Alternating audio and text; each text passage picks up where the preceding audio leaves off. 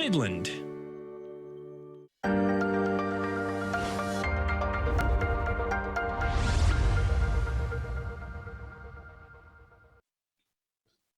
Hi, good evening, everybody. I'd like to welcome you all to the 2022 Southern Georgia Bay Chamber of Commerce Penetanguishene All Candidates Forum. Thank you to the candidates who have joined us this evening. Great to see so many running this year. I know there were a lot in Tiny as well, which was great to see. To begin, I'd like to introduce the candidates, starting in alphabetical order with mayor, then deputy mayor, and then councillors. First is Doug Rawson, mayor. Jill Sandema, mayor. Brian Cummings, deputy mayor. Dan Larose, deputy mayor. James Dalzell, councillor. Benita DeRoche, councillor. Lindsey Duquette, councillor. Doug Larue, councillor. Debbie Levy, councillor. Mike Mccourt, who hasn't joined us yet, but we'll hope. Robert Malfara, councillor. Suzanne Marshall, councillor. Michael Moyet, councillor. George Vaderbacher, is that right, George? Is that close even? No N in there. Vaderbacher. Vaderbacher, thank you. That's it. And Bill Waters, who is not here tonight, but Doug Rawson has kindly offered to read his pre-submitted responses to the questions. So Doug will be reading Bill's answers.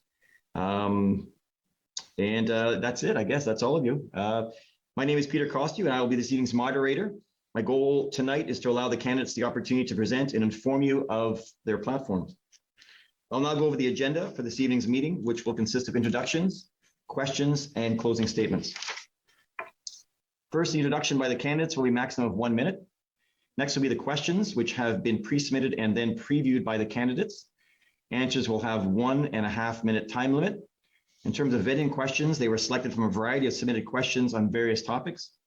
Many good questions, many valid concerns were submitted, but unfortunately, due to time constraints, we could not ask them all. Finally, there will be a concluding speech from each candidate, and that will be a minute and a half. Is it a minute and a half or a minute? It's a minute. Sorry, I have a minute and a half here. It's a minute for that, for the concluding speech. And that will be it. A bell will ring 15 seconds before the time is up. It's a bell, or I think it's actually or do you want to do a? Yeah. We're going to do a ringtone for the pre 15 seconds before, and then the bell, which you just heard, will be the time has expired, and it will cut you off just because of time. We have to be pretty tight on that. I should note that you're welcome to use your time as you wish by answering questions or responding to other candidates. I tried to make it as short as I could, so without any further delay, I'd like to hand the mic over to our tonight's first candidate for the opening remarks. Again, alphabetical order, it's Doug Rawson. Oh, that's sorry, that's the sound for the pre 15 seconds left. Sorry, Doug. Hi, my name is Doug Rawson. I want to be part of a team that will help lead our community forward. Over the past few months, I've visited over 2,500 homes, and you've shared your concerns, your priorities, and opportunities. I have listened and learned. Your priorities are my priorities. I'm committed to maintain and improve the town's infrastructure and assets. Utilize resident input first and not consultants. Achieve budget accountability. Fix neighborhood traffic issues. Optimize planned economic development and take the time needed to represent you. I'm a strong community representative that challenges the status quo. I will scrutinize and hold our system accountable to ensure our taxes deliver value to you. Like you, I want to make our community the most vibrant town for our future. I ask for your support and ask you to elect Doug Rawson as mayor for Penetanguishene. Thank you. Thank you, Doug. Next, we'll go to Jill Sandema. Thank you. Thank you to the Southern Georgian Bay Chamber of Commerce for organizing this event. I'm Jill Sandema, running for the position of mayor in the town of Penetanguishene. I'm married to Frank, and together we have 4 adult children and 9 grandchildren, and we are blessed to have them all live within 15 minutes of us. I'm currently on my first term as councillor, and I look forward to continuing to use the skills developed over my 30+ years in the financial services industry in the role as mayor. These include leadership, communication, analytical, and budgeting skills. My 10 years in the real estate industry as a real estate broker provide an extensive knowledge and understanding of contracts and legal documents. Giving back to the community that has been my home for over 40 years provides me with great joy and vast experience working cooperatively and collaboratively with many not-for-profit organizations in our area. I am passionate about Penetanguishene and its residents. I look forward to being the voice for our citizens by listening to your needs and desires and by working together with the other members of council to see our town thrive and continue to be a wonderful place to live. Thank you. Thank you, Jill. Next, we'll go to Brian Cummings. Thank you. Hello, bonjour, and Anne. My name is Brian Cummings, and I am running for Deputy Mayor in Penetanguishene. My wife and I moved our family here from Oakville almost 33 years ago because we wanted to live in a smaller community. Penetang offered the pristine waters, the diverse culture, and the beauty of a small town. I'm running because I want to be involved in this community. I'm not afraid to ask critical questions and be accountable for my actions as a leader in this community. I'm also interested in the upper tiers or the upper portion of our governance model. I'm running for Deputy Mayor. Again, thank you. Thank you, Brian. Next, we'll move to Dan Larose. Good evening. My name is Dan Larose, and I'm running for the position of Deputy Mayor. I've been a Penetanguishene councillor for 24 years. This term, I was appointed as the alternate county rep, which has given me a greater understanding of county matters as they relate to our town. If elected, I would like to see more funding allocated towards maintaining and enhancing our infrastructure as it is the backbone of our town. There are many issues to address this term. One is to find a way to recoup the high costs of the super jail policing, which was unfairly left solely to our residents to pay for. Another priority would be to get resident input on important projects like the town dock and the former PSS property. When dealing with costs of these projects at several $1 million, it is imperative that the taxpayers be properly informed and then they get to have a say. Thank you. Thank you, Dan. Next, we'll go to James Dalzell. Hello there. Thank you for having me. I'm James Dalzell in beautiful Penetanguishene, born and raised in the arena is where I spent most of my days. I won't sing the whole thing, but I'm an actor, rapper, wellness coach. Like I said, born and raised in Penetanguishene. Love it here. I played junior hockey for the Kings. I'm very active in the community now. I'm on the board of the Penetang Kings. I'm a volunteer firefighter in Penetanguishene. I was the treasurer for the association, the Firefighters Association of Penetanguishene for 3 terms. I was treasurer for Students Council at PSS, where I went to school as well. A lot of the issues that are coming up here that I really want to embark on and dig deep on is the environment, OPP, Burkeville, Commodore Hotel, new businesses in town, affordable housing, all the same things that everybody else is asking about, being a resident here and raising 2 young children in this town now. All those issues really matter to me as well. And yes, thank you for your time and looking forward to debating more. Thank you, James. Next, we'll go to Benita Deroche. Hello, bonjour.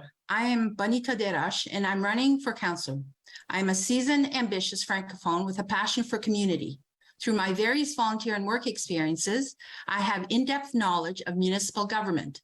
I'm a proud resident of the town of Penetanguishene, and I want to make a difference. I want to bring change to our beautiful little town by awakening its unique and vibrant potential through bold investments and sound financial and municipal planning. If elected, I plan to implement the town's strategic priorities and bring the little town that could to its full potential. Of course, this will not be possible without you, the citizens of Penetanguishene. I'm an open-minded person and will take my cues from you to ensure that the town is for residents and guided by residents. I encourage you to check out my website at votebonita.ca to learn more about me and what I represent. Merci. Thank you. Thank you, Benita. And next, we'll go to Lindsey Duquette. Hi, everyone. My name is Lindsey Duquette. I was born and raised here in beautiful Penetanguishene. I'm currently a stay-at-home mom to 1 busy busy 2-year-old little boy, and I'm an entrepreneur as well, running a small business. To me, running means creating a town that my little boy will be proud to grow up in. I loved growing up here. I am very much interested in all our nature and conserving what we have and protecting it for years to come. I'd like to see our town grow and become everything it can while protecting its rich history. We have so much to offer here, and it's time to showcase it. I hope that we can enhance our recreation as well as provide some new schools. I'd love to be a voice to help them get what they need. And I hope that you provide some votes. Thank you so much. Thank you, Lindsay. Next, we'll go to Doug Larue.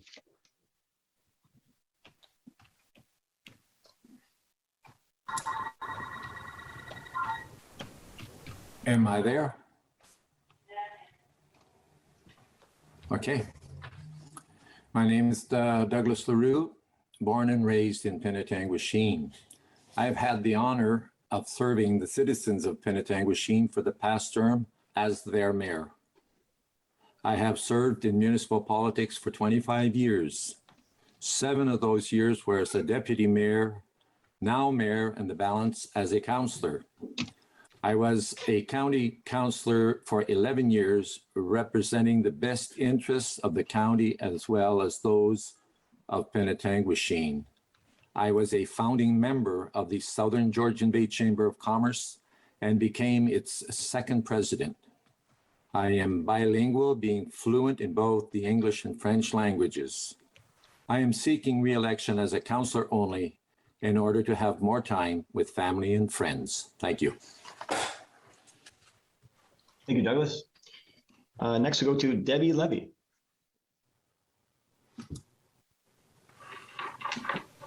Thank you very much. Good evening. I moved here 31 years ago and started the Reading Room bookstore on the main street 30 years ago. Before running for council, I became very involved in town issues and sat on several committees. I also worked as a journalist covering municipal, provincial, and federal issues. Since sitting on council, I've been chair of planning and development and public works and vice chair of both of those as well. I represent Penetanguishene on economic development, North Simcoe, and Midland Penetanguishene Transit Committee. My goals for the upcoming term is to focus on maintaining existing infrastructure and rely more on our residents and less on outside consultants. Thank you very much. Thank you, Debbie. Next, go to, well, Mike McCray, if he's here or not. Nope, hasn't, not here yet. So we'll go to Robert Malfara.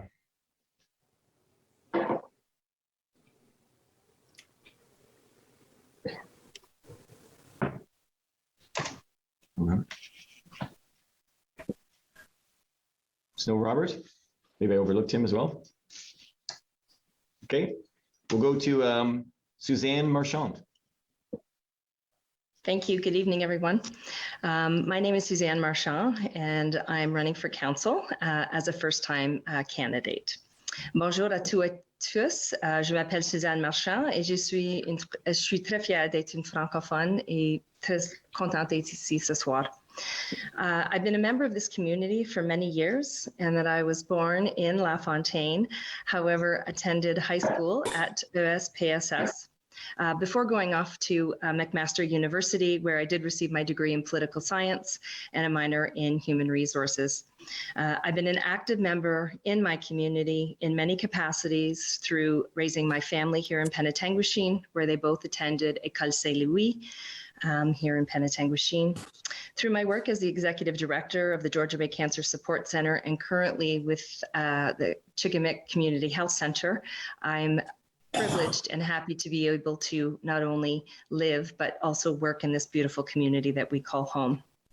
Throughout my time in the last several years, I've been very active throughout my community through service and volunteer work.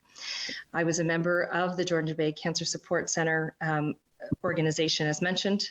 I worked and sat on the hospital board as the Francophone representative for 4 years, and I'm still an active member on the Patient and Family Advisory Committee that I sit on a quarterly basis. Proud member of Penetanguishene Minor Hockey Association and served on the board for 4 years. My son is still active in hockey as well. Also, I just completed 6-year term with the Martyr Shrine, so lots of activity in terms of providing service and support throughout the communities that I serve and live in. Thank you. Thank you, Suzanne. Thank you. Great. Time was up. Thank you very much. Next, we'll go to Michael Mccourt.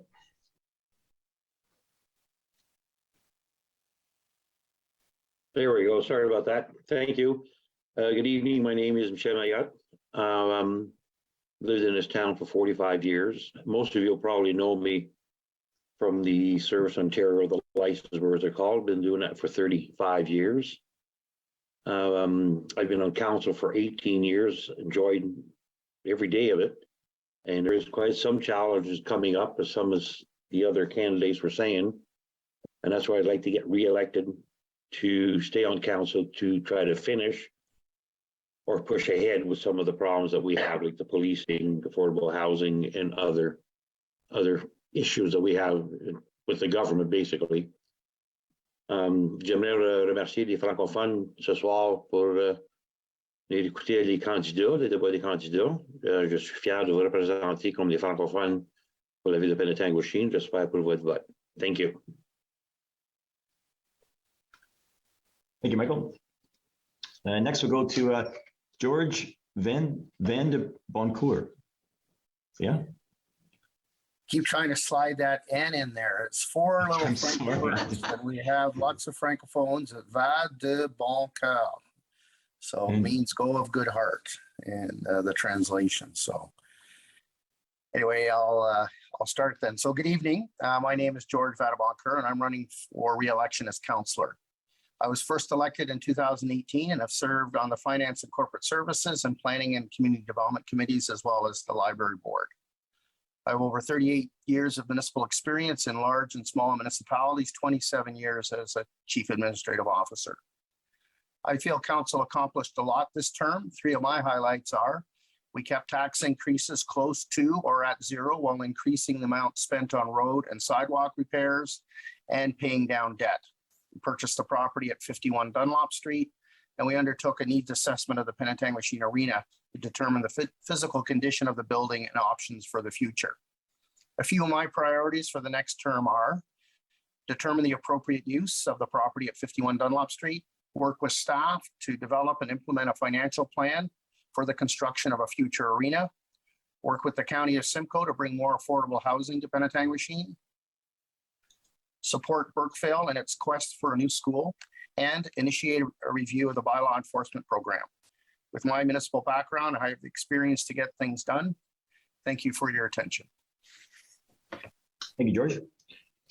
And now we'll have Bill Waters, who's, not, like I said, not here, but it'll be read by Doug Rawson. So here's a snippet from Bill. So an intro of Bill Waters, nominee for council. My unique position on Main Street has put me in contact with a wide selection of residents over the 40 plus years I have operated my business in town. I hope to take their concerns and values with me as your councillor. Bill Waters, nominee for council. Thank you, Doug, and thank you, Bill. This program is brought to you by Ignite TV. Now you're in command. Visit Rogers.com for more details.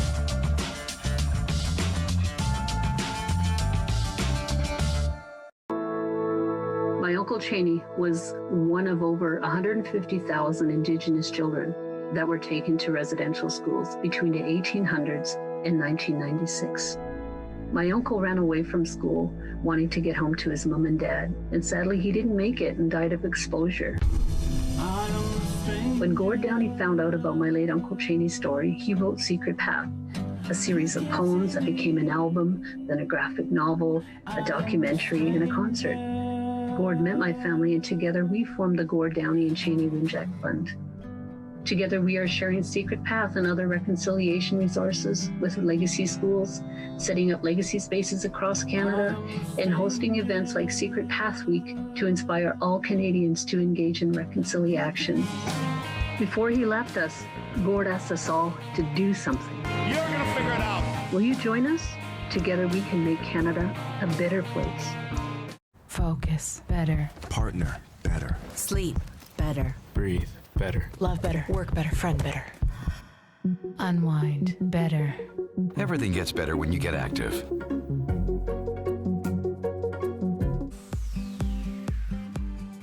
Hi, I'm Lise Mccourt, the president of the RVH Auxiliary. Although we can't be there in person right now, the volunteers, the people that you see in the blue vests, continue to raise funds for RVH. We've been a fundraising force for RVH for over 125 years, having raised $12 million in the past 12 years. The Auxiliary continues this work with our most recent pledge of $5 million. All proceeds go to patient care at RVH. Our jackpot draws will be held monthly with early bird prizes for each draw. In our first jackpot draw, the winner took home over $36,000. The early bird prizes include a combination of cash and gift cards supporting local businesses. The Auxiliary raises funds to help ensure that when our loved ones need care, they have the best available right here in our region. So buy your tickets early and don't miss out on your chance to win. Watching hockey just got a power play with NHL Center Ice and Super Sports Pack. With up to 37 out-of-market NHL games a week, you'll always catch your favorite team no matter where you live. Whether it's big matchups you're looking for or following your top fantasy picks, it's all here. NHL Center Ice, part of the Rogers Super Sports Pack. All this for only $35.95 a month.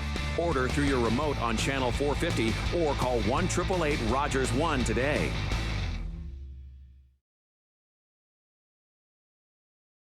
Okay, now we move on to the questions. These are questions that have been pre-submitted by email and phone. Please note the purpose of this form is to enlighten us on the position of the candidates. In the past, there have been requests to make the form into a debate format with rebuttals, but because there are so many, we are limited by time. I'd like to, however, again, remind the candidates that they are free to use their time as they wish and free to respond to the questions and responses from the other candidates. The questions that will be asked tonight will be ones that can be posed to all candidates. And the first question is, what plans are in place to attract and support interesting new businesses to the downtown? Now, we'll go again alphabetical order, but we'll put who went first at the bottom, so it's kind of roll around. So we'll start now with Jill.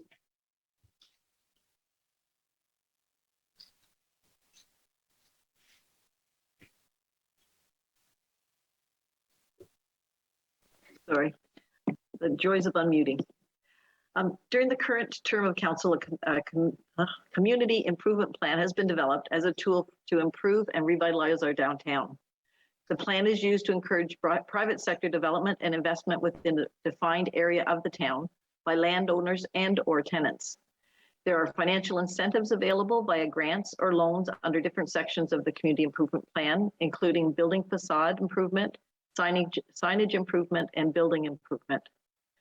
New property standard bylaws have also been developed that provide guidelines for the maintenance of properties in town. Should there be complaints indicating that they are not being adhered to, there are consequences that will encourage the property owners to bring the property up to standards and keep them that way. The town also works closely with the Economic Development Corporation of North Simcoe to work jointly with the town of Midland and the townships of Tiny and Tay to achieve a better position for investment and business attraction. Thank you. Thank you, Jill. Next, we'll go to Brian. I'll read the question again. What plans are in place to attract and support interesting new businesses to the downtown? As far as I'm concerned, Penetanguishene really needs to focus on business to this community. We are not really doing a good job as far as I'm concerned. Our Economic Development Committee does a great job in North Simcoe. However, I believe that we need to hire a business development officer for Penetanguishene proper. The sole purpose of this job is to search out and invite businesses to come and see what we have to offer. If we give them the resources to seek out new business adventures and the ability to offer incentives to entice them to our town, the position itself would pay for itself if we got one industrial business that came to town. This would also lessen the tax burden on our residential taxpayers. Thank you. Thank you, Brian. Next, go to Dan. What plans are in place to attract and support interesting new businesses to the downtown? Thank you. So to me, the overall plan began a few years ago with the reconstruction of Main Street. Changing the underground infrastructure and adding new sidewalks and pavement has made it a more desirable place for people to come and open up their business. The town currently has a facade program with a budget of approximately $25,000 per year. As most people will know, I have never been in favor of this program and would like to see the money reallocated to a joint marketing venture that could involve all businesses throughout the town. Thank you. Thank you, Dan. Next, we go to James.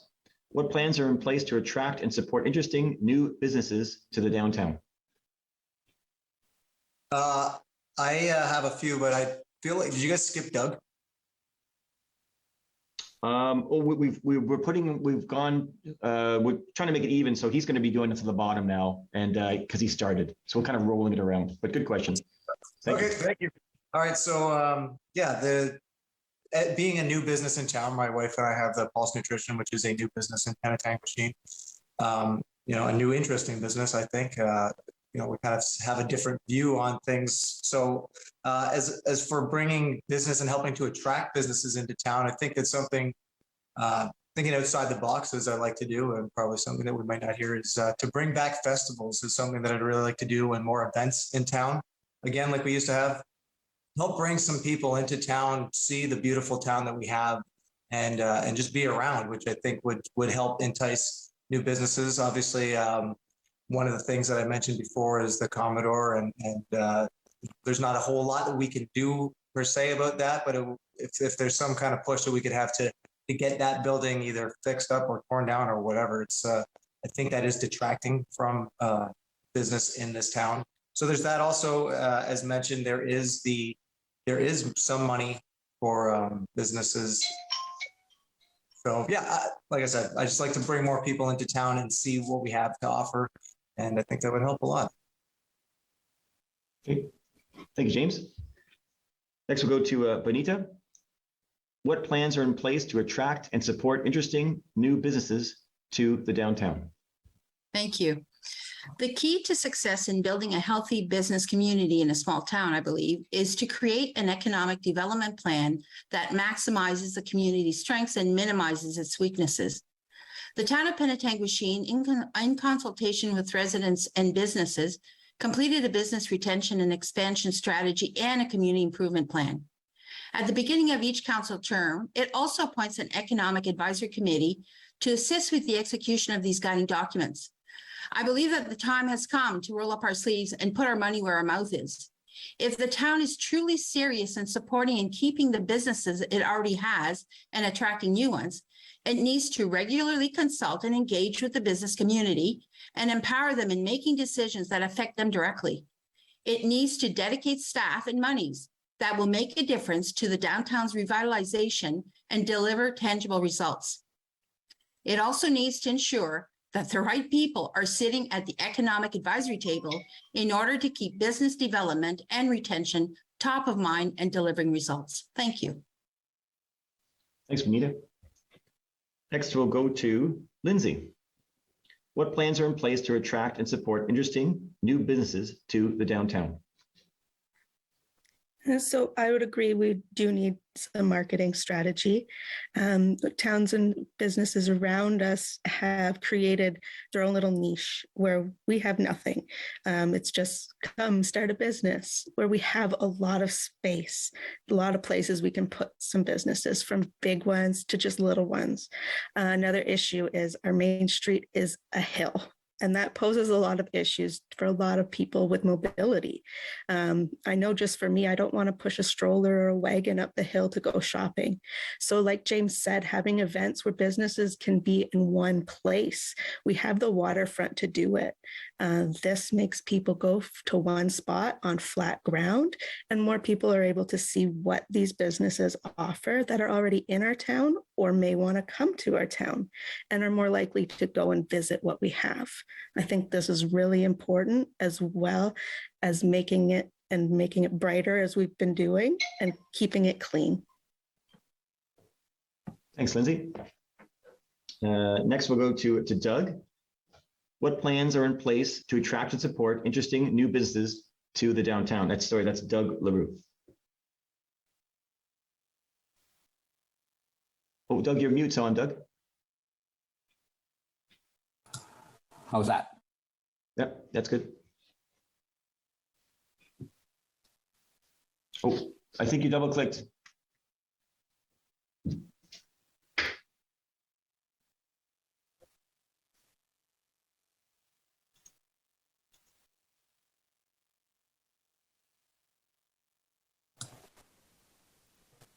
Okay. Go. Try that, Doug. Okay. Yep, you're good. Okay, so we have had a new business opened on our main street just over a year ago. We have had 3 new businesses open just recently in the past 3 months, and we have 2 more being planned for. Our Economic Advisory Committee is working in order to help improve the downtown core. We have funding available for storefront rehabilitation. We also work with our partners at EDCNS and North Simcoe Communities Futures Development Corps and our Southern Georgian Bay Chamber of Commerce. I believe that our main street is definitely progressing. Thank you, Douglas. And next we'll go to Debbie. What plans are in place to attract and support interesting new businesses to the downtown? The most important step we can take to attract businesses to the downtown core is to eliminate the tax reduction on vacant commercial spaces. That alone would encourage landlords to upgrade their buildings and attract tenants. The town assists landlords with improvement grants. We must keep the newly constructed Main Street in pristine condition by having regular weed removal and properly patch the stonework when it is dug up. Patching with asphalt is not acceptable. We cannot dictate what businesses would open on the street, but we can set the stage for attraction and success. Last but not least, we can shop local. That won't attract businesses, but it's the only way to keep them. Thank you very much. Thank you, Debbie. Next, we have Mike McCrae, but I don't see him on yet, so we'll pass on that. And then Robert Malfara, we don't see him yet either, so we'll pass on him as well. So we'll go to Suzanne. What plans are in place to attract and support interesting new businesses to the downtown?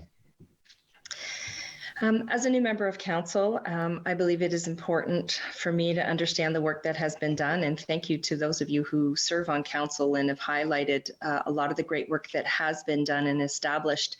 And it's about taking that work to the next level, and it's working with the various partnerships that have been identified and that exist.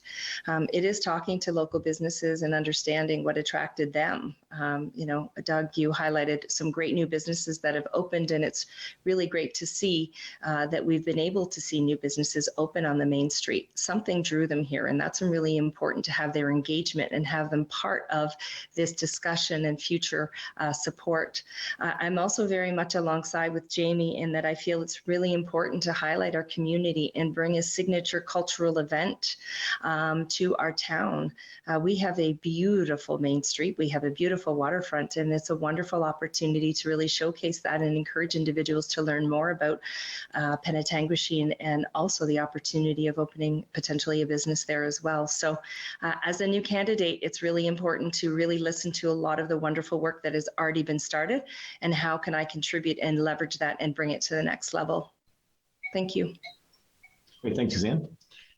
And next we'll go to Michael Moyet. The question is, what plans are in place to attract and support interesting new businesses to the downtown?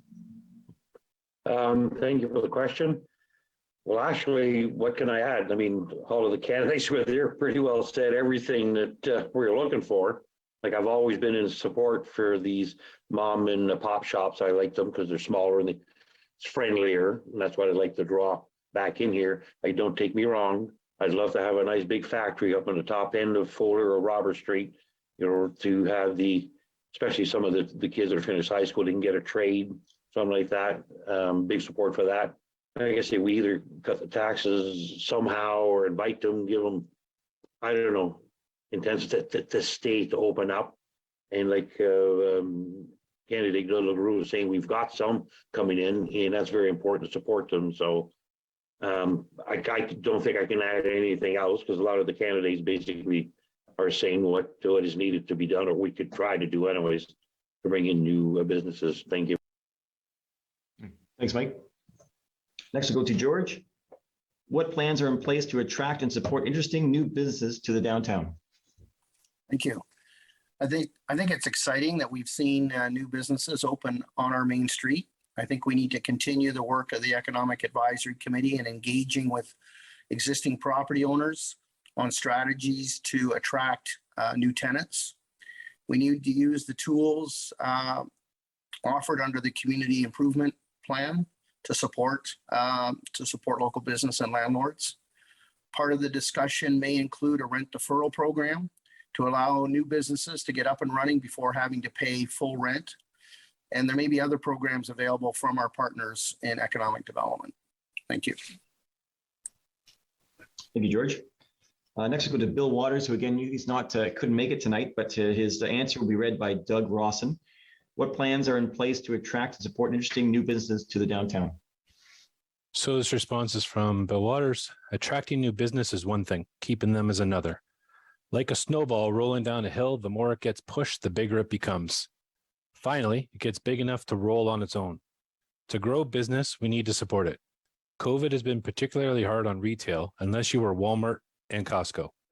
Many that had not used online shopping started supporting the likes of Amazon. We need to get people to think local first, support our friends and neighbors. I propose a series of shop local signs in the parking lots of our main employers like Waypoint, Central North, GBGH, the town, schools, all of which rely on tax revenue. In addition, places where the public gather like the arena, curling club, bowling, etc. Signs in the respective lunch areas would be beneficial. A request from an organization like the town and our Chamber of Commerce would likely receive a favorable response as opposed to requests from private business. And again, that's a response from Bill Waters. Thank you, Bill, and thank you, Doug. Now we're going to go to Doug for his answer. What plans are in place to attract and support interesting new businesses to the downtown? So during my visits with residents, I've learned what is important while hearing and learning how we can grow. We have so much talent in our town, and I've heard from residents that want to start a business here. I've created an action plan based on all this feedback. Action plan 1, we must create a winning aspiration that attracts people to our town. We need to increase festivals in partnership with our community groups.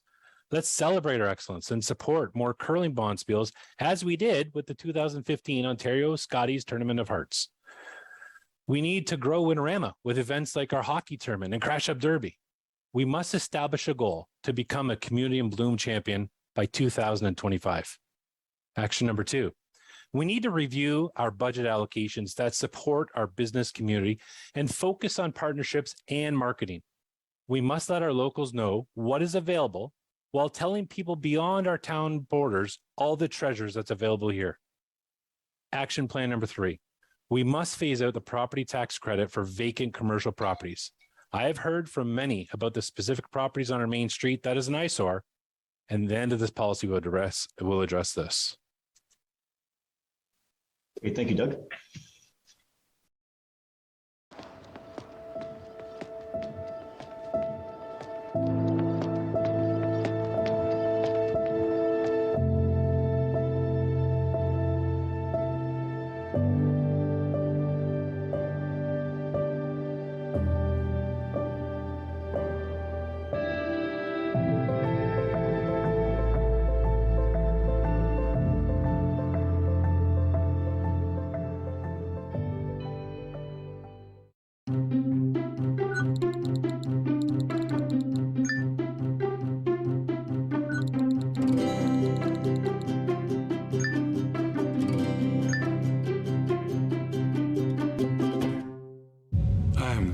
Waege. My name means everything. Tom Longboats. I am Wolf Clan, Onondaga Nation. I've run many different races. I've run to survive and to be free. I've run to win for honor. His people might be lazy, but this one's damn fast.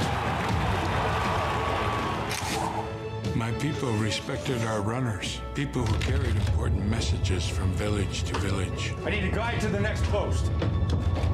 Dispatch carrier, sir. I can get you there. God's sakes, man, slow down. Who do you think I am, Tom Longboat? No, sir. I am. Running makes me feel alive. It's everything. Tom Longboat was the first Indigenous person to win the Boston Marathon. He ran his way to international fame and became an inspiration to generations of athletes. What kind of show do you want to see on Rogers TV? What interests you? Log on to rogerstv.com, fill out a show proposal, and tell us about your segment idea. We want to know what you want to see. Rogers TV, only on Rogers.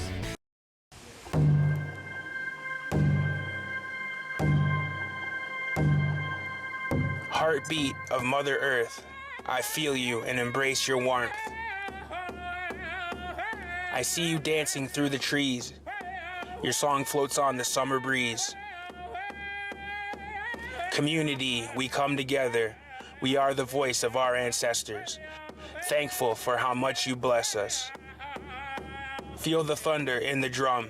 All our voices sing as one. Feel the power, feel the pride. Feel the drumbeat deep inside. Feel the boom, feel the bass. Let's let go of time and space. It'll make you dance, it'll make you sing. Ode Wegun, Wadokwishin. The drum will lead you, take you far. Always remember who you are. Think it's okay to drive high? Think again. Drug-impaired driving is as illegal as drunk driving, and in Ontario, the penalties are the same. If police suspect you're driving under the influence of drugs of any kind, or a combination of drugs and alcohol, and you fail a roadside test, your license will be suspended immediately for up to 30 days. You'll pay a penalty of $198. And you can be charged with a criminal offense of impaired driving, the same as alcohol. Driving high is never okay. So now we're going to move on to question number 2. And we'll start with Brian on this. What do you think would be the best option for the future of the former hospital site in Penetanguishene? Well, that would be me. Unfortunately, we did lose our hospital, our emergency services in that wonderful hospital that we had. The future of this site is unknown at this point. It is for sale, and the municipality really has no control over this site. My personal opinion, though, would be if it was possible, whoever bought the property, we could work with the developer to create affordable housing within the building. The town of Parry Sound, I don't know whether you know or not, has converted their old hospital into apartment style living, and it seems to be working up there. It's affordable and people can live in 1 and 2 bedroom apartments up there. So why not look at Penetang Hospital site for the same type of living? Thank you. Thanks, Brian. Let's go to Dan. Again, the question, what do you think would be the best option for the future of the former hospital site in Penetanguishene? Thank you. I think that the former hospital site would be a great location for a school like Burkeville. If the school board and the provincial government were interested in purchasing it, I'm pretty sure that the town would be behind that. Another option I would support would be if the building was renovated for low-income housing. However, as Brian just said, the site is not owned by the town, so council cannot unilaterally dictate what will happen there, but it would review any development plans if the property needed to be rezoned. So we could look at it. Hopefully there will be a sale soon and we'll deal with it as it comes along. Thank you. Thank you, Dan. Next we'll go to James. What do you think would be the best option for the future of the former hospital site in Penetanguishene? All right, so like Brian and Dan just said, a couple great options there. some that I had down. Obviously, the Burkevale School needs to be bigger, so that would be good. And affordable housing, again, another huge one that people are dealing with. And as mentioned, the lot is for sale, so there's not really much we can do about it. But what I would love to see personally, maybe if not there somewhere, but since this question has been asked, I'd love to see a brewery come into town. Not just because it'd be a great place for people to go, but I do think it would draw a lot of attention. You see a lot of breweries now that people are going to. There's a great restaurants in there typically, and it just will stimulate the economy a lot because people tend to travel to different breweries all over the province, and I think it would be kind of a cool thing to have one locally. Get Penetang on the map with that, and just a little, again, outside the box kind of thing. Probably won't hear many people think of, so I think that would be kind of a cool spot to do that. Thanks, James. Next, we go to Benita. What do you think will be the best option for the future of the former hospital site in Penetanguishene? Thank you. I'd like to start by really sincerely thanking residents of Penetanguishene and the PGH staff who over the years embraced the small hometown hospital and consistently and wholeheartedly support it in every aspect. It would be a lie to say that it doesn't hurt to have lost this exceptional service in our community, along with PSS. However, in the middle of difficulty lies opportunity. As other candidates have mentioned, PGH is not owned by the town. It is owned by GBGH, and it is expected to be on the real estate market within the next year. Its future will depend on the buyer. If anything was possible, and if I could dream, the former hospital site would be a great location for affordable housing units, expansion of possibly Wendat community programs and housing, a hotel and a conference center, relocation of Burkevale School, and the wish list goes on. If residents were inclined and supported the purchase of this property, the town could then move forward with a structural assessment, feasible study, and decide its fate. There's one thing, however, that I'm sure of. Whatever happens with the PGA site, residents of Penetanguishene will adapt and support as they always do. Thank you. Thanks, Benita. Next, we go to Lindsay. What do you think will be the best option for the future of the former hospital site in Penetanguishene? Well, after listening to everybody else, I think my idea might be a little out there. I'd like to see it stay in the medical community. Our services in town have dwindled away. It would be nice to have a walk-in clinic, which doesn't exist. It would also be nice to have different health services like your therapists, physiotherapy, maybe some speech pathologists for our kids in our community. It would be nice to see alternative medicine be brought in there, not a general hospital, so to speak, but just a health hub, maybe even working with Waypoint to bring in some mental health care as well. I think it wouldn't require any rezoning because it already is zoned to be a hospital, and it's needed in our community for all of our citizens. Thank you. Thanks, Lindsay. Let's go to Doug Larue. What do you think will be the best option for the future of the former hospital site in Penetanguishene? Am I there? Yes.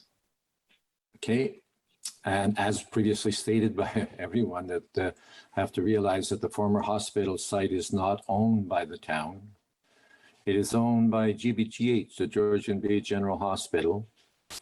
It is presently for sale and may possibly have a few offers. The purchaser of this property will be the one to decide and determine what they wish to do with this property, and then they would have to apply to the town council for a rezoning. It is presently zoned institutional. Thank you. Thank you, Douglas. Let's go to Debbie. What do you think would be the best option for the future of the former hospital site in Penetanguishene? Thank you. Well, as others have said, it is not controlled by the town. Having said that, when we see what is proposed, we can work with the developer. It has to either fit the current zoning or get the required amendments passed. Council, along with the planning department, can have some degree of influence when it comes to final plans. It will no doubt be housing, So I will be advocating for a mix of affordable and market prices. I say market prices because the reality is that the market prices will allow a developer to actually achieve some affordable housing, possibly even partnering with the county of Simcoe, who is our provider of affordable housing for Penetanguishene. But to have it all affordable, a developer's not going to touch it. To have a mix is the ideal situation. Thank you. Thank you, Debbie. Let's go to Mike, still not here. Robert Malfara, still not here. We'll go to Suzanne. What do you think will be the best option for the future of the former hospital site in Penetanguishene? Well, I think, I echo the sentiments of all the candidates, and certainly understanding that first and foremost, that property does not belong to the town of Penetanguishene, and it is the property of Georgian Bay General Hospital. The for sale sign's been up for a little while, and similarly, I think when it does come to council, if rezoning is required and asked for, that we influence as we can through that. I think these questions that were submitted are so important to be voiced and presented to not only us as candidates, but those who are also watching. One of the key reasons I'm also choosing to run is to also educate other individuals within our community who are not perhaps aware that the hospital, as an example, is not owned by the town. So our influence is somewhat limited from that perspective. And so I think these questions are wonderful. So it gives the opportunity that we are ensuring that our residents of Penetanguishene understand what is within the control of municipalities, what are jurisdictions, where they lie, and how we can influence them. Thank you. Thanks, Suzanne. Next we'll go to Mike Liette. What do you think would be the best option for the future of the former hospital site in Penetanguishene? Thank you for the question. Like everybody else was saying, like we don't own the town doesn't own the hospital. It's owned by DVGH, and I would like to see, like, if there is offers on it, whoever purchases the site, I would love for them to sit down with the new council that we're going to have and discuss what they would like and what do we think about it.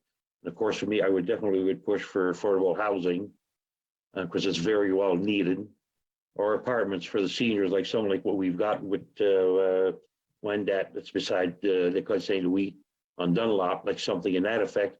I'd really go for something like that.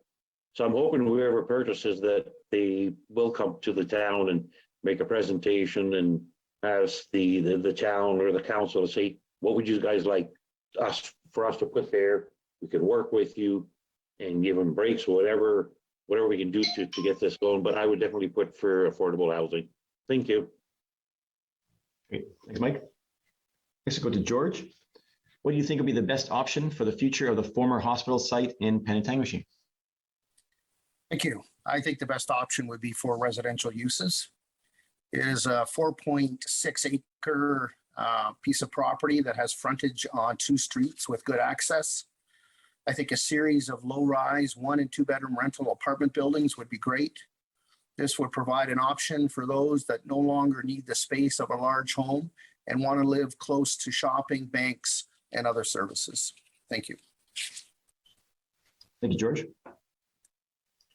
Next we go to Bill Waters, who again is not here, but his answer will be read by Doug Rawson. What do you think would be the best option for the future of the former hospital site in Penetanguishene? Again, this response is from Bill Waters. The old hospital is not owned by the town, so there's little the town can do except work with the owner or developer to make it viable. I would hope the millions that the public donated to refit the hospital prior to its closing left the building usable, and if so, perhaps a group home type situation where each individual gets a private room and shares in a communal kitchen. Staff would be on site to assist with their day-to-day challenges, yet provide a dignified, independent lifestyle. Response from Bill Waters. Great. Thank you to Bill Waters, and thanks for reading that, Doug. And now it's Doug Rawson's answer to the question, what do you think will be the best option for the future of the former hospital site in Penetanguishene? During my visits with residents, I've learned that many people are concerned with the former PGH site, as they are with the PSS site. As a community, we have lost important community assets that help communities grow and thrive. Decisions and planning for the future land development and use for large properties like PGH and PSS require thoughtful dialogue and input from our residents. I feel that we've relied too much on external consultants to tell us what we think and should do. Most recently, this was presented with the Town Dock Master Plan and Redevelopment. Consultants suggest and prepare a plan forward that does not resemble or appreciate what the community wants.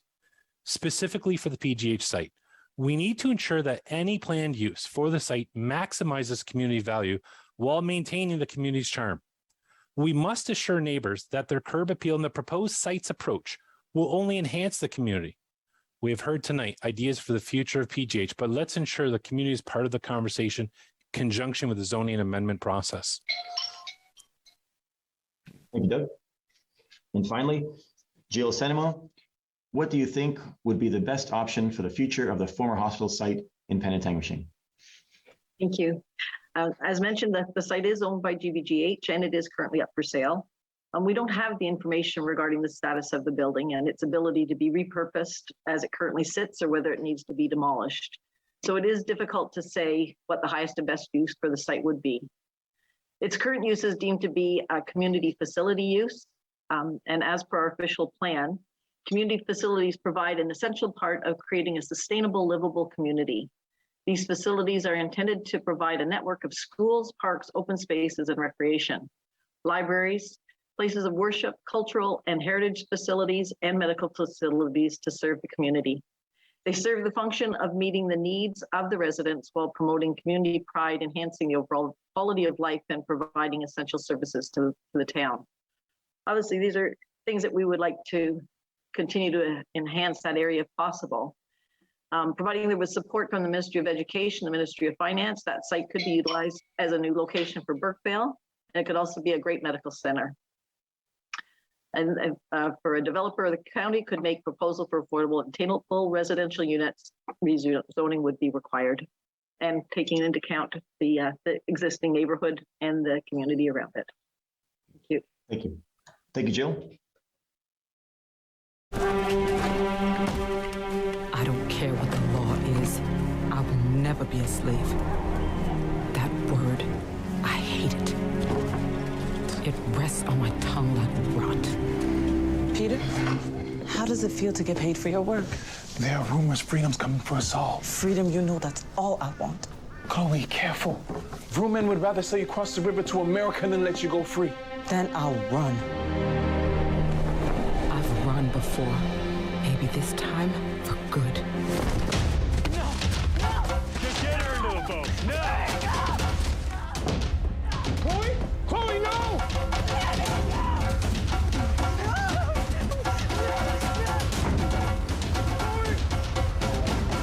Word of Chloe Cooley's resistance led to Canada's first legislation limiting slavery. After 200 years, slavery was abolished in Canada in 1834. I'm Mallory, and I was walking home one night when an impaired driver hit me. He had been overserved in 2 bars before getting behind the wheel. If the servers would have called him a cab instead of serving him more alcohol, my life would be the same as what it used to be. I think servers play the biggest role in keeping us safe because it's up to them what state the person's in when they leave. Refusing service isn't personal, it's the law. Leonard Thompson, 13 years old, diabetes mellitus, 65 pounds. Starve the child to let them live. The treatment's as cruel as the disease. It's a death sentence. Dr. Banting, this could be it. He's the first to receive this trial. But will it save him? It's not pure enough. So we try again. And again. And again.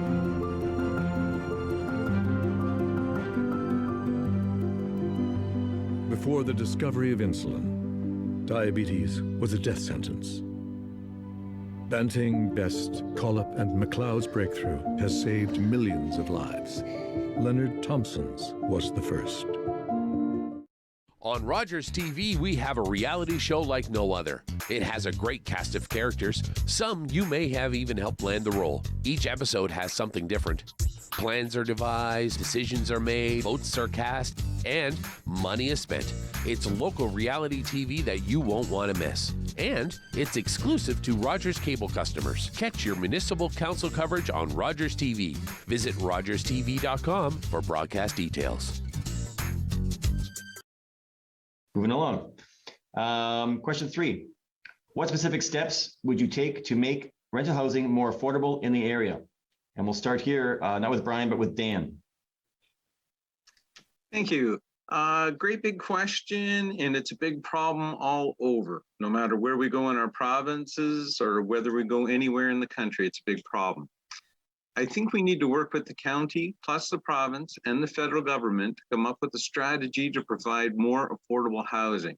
This is not something the town can do alone. I would like to add that there's also a bylaw in place that allows basement apartments and granny suites, which does provide additional opportunities for rental supply that could be utilized.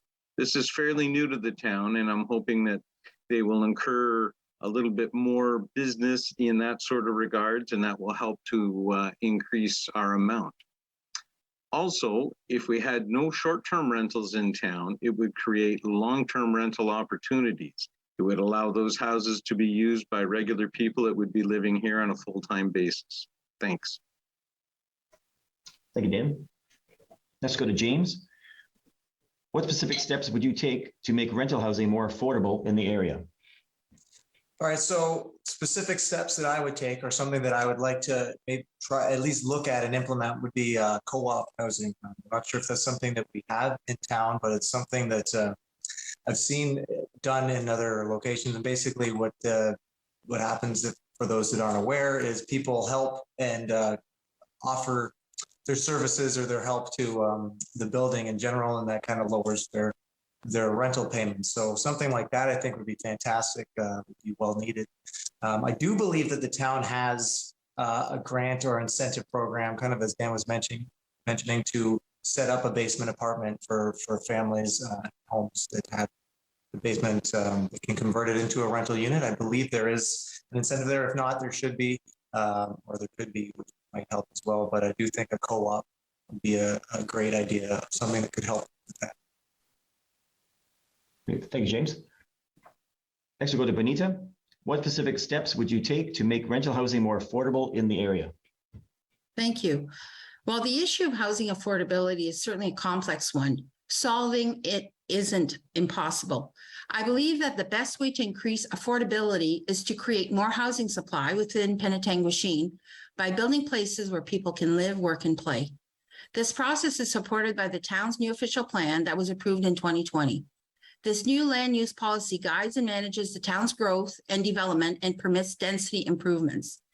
It helps us use existing buildings, backyards, and other available spaces to create extra units, such as laneway housing, secondary suites, and basement apartments. However, increasing the housing supply is a daunting task and will require support from all levels of government, as many have mentioned, from the federal government, provincial, and the county, not only through policy, but also through funding programs. Housing strategies supported by financial support will permit small towns like Penetanguishene to facilitate and bolster housing inventory, helping to keep rental rates at an affordable level. Thank you. Thanks, Benita. Next, we go to Lindsay. What specific steps would you take to make rental housing more affordable in the area? So first step I would take is meeting with the county and seeing what they can offer as far as more affordable housing, as well as with the provincial government for some incentives and some funding for that. Next would be promoting the secondary suites, basement apartments, granny flat programs that have just started in town. The new bylaws that were passed in regards to that, I don't think people are aware of those quite yet. And I think we need to be promoting that, as well as providing incentives for the people that want to build these units. Will definitely help. I know being a young family, it's definitely directly impacting me, and I see it through everybody. So having somewhere to go as well for all of your information to one direct person at town would be so much helpful, as opposed to trying to jump through all the hoops to get the bylaws you need. So that's what I would like to see happen in our town. Thank you. Thanks, Lindsay. Next, we go to Doug. Doug Larue, what specific steps would you take to make rental housing more affordable in the area? One is dealing with the Development Charges Act. Secondly, is dealing with a policy in the province's growth plan. And lastly, being Bill 109, which changed the Planning Act. They all have to do with development charges. Deferral to DCs will help. However, rental units are still above affordable. Therefore, we must continue to work with the county for affordable housing. Thank you. Thank you, Douglas. Next, we go to Debbie. What specific steps would you take to make rental housing more affordable in the area? As others have said, every municipality in Canada is battling with this issue. Prices will come down only if we can increase availability. During my time as chairing and planning, as Chair of Planning and Development, we have completely rewritten the planning and zoning bylaws. We have greatly increased the allowable square footage for secondary suites, and we have permitted secondary homes where the lots are appropriate. We need to educate our residents on these changes. These moves will increase rental units, provide an income stream for young families, and for seniors struggling financially to stay in their homes. Now we have to educate homeowners to increase the buy-in. Thank you. Thank you, Debbie. Again, Mike not here, Robert's not here. Suzanne Marshall, what specific steps would you take to make rental housing more affordable in the area? Thank you. As previously stated, certainly this is a challenge that we're seeing across our province. We're seeing it across the country, and supply and demand is certainly one of the issues that is driving that. The town of Penetanguishene has done an excellent job in looking at bylaws and putting things in place to ensure that we're in a position that we can start to support and really ensure that as housing comes available or is another option for those who have homes, that they're able to increase those capacities in terms of granny suites or additional apartment style supply and accommodations. What I think is really important, and this is another particular issue that directly as a municipality we do not have control over. We do work with the counties, but affordable housing really is an initiative that was been dropped from a federal perspective, and a big role that I feel that we need to take as a municipality is continue to lobby at all levels of government that collectively we need a solution for this. Not one municipality is going to resolve it on their own. We need to work collectively and lobby at all levels of the appropriate government as it relates to affordable housing and how we can assist with that. Thank you. Thanks, Suzanne. Next, we go to Mike. What specific steps would you take to make rental housing more affordable in the area? Thank you for the question. There's what we can do, as you know, like for example, in August, all the municipalities met in Ottawa, what they call the AMO conference. And it's not only our town or Simcoe County that has problems with affordable housing, it's the whole province. And this is why we've been lobbying to the province, to the Minister of Housing, saying, hey, look, like Penetanguishene is ready to go. We probably have land that we can get some affordable housing done on it. So we have to try to work a little bit harder, maybe with the province and with Simcoe County to get this year going. And there's a different style of affordable housing we can have, but we still got to, go after the government, go after Simcoe County, saying, let's get moving. So I'd like to see this move a little bit quicker than what it is. So I'm hoping if elected that, I can sit on that and let's get this going here. It's been sitting dormant for too long. Thank you. Thanks, Mike. Next, we go to George, what specific steps would you take to make rental housing more affordable in the area? Thank you. I would support policies that require developers to provide a certain amount of affordable rental housing in their developments. I would also support working with the County of Simcoe to build more affordable rental units in town. There used to be a senior level of government program where they subsidized the rent on rental units for a period, and I believe it was 20 years. I would look to see what programs exist and how the municipality can encourage developers to take advantage of them. Thank you. Thank you, George. Next, we'll go to Bill Waters, and like we're saying, he's not here tonight, but his answer will be read by Doug Rawson. What specific steps would you take to make rental housing more affordable in the area? Again, this response is from Bill Waters. Rental housing has been asked a lot.